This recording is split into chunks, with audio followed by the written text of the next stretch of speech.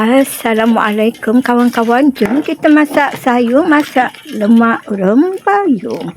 Okey, menu ni terdapat di negeri Kelantan dan juga di Pahang ya.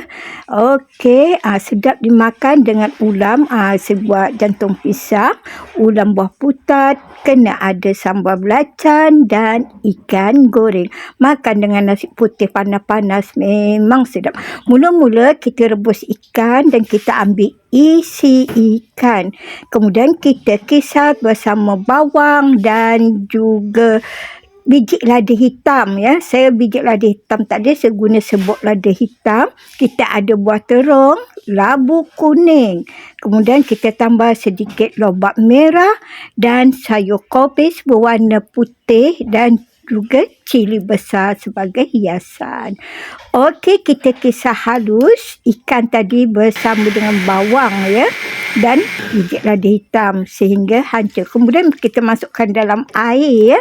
Kita masak biar dia betul-betul masak ya. Kita masukkan sayur yang agak keras, lobak merah dan buah labu. Kemudian kita masukkan bahan yang kita kisar tadi. Okey.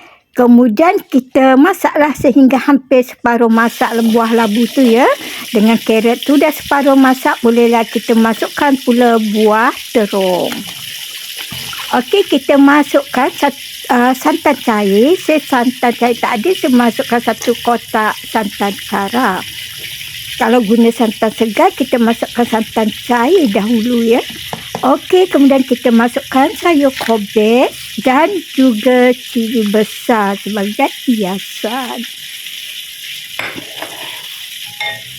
Okey, masukkan gula, masukkan sedikit serbuk perasa dan juga sedikit garam.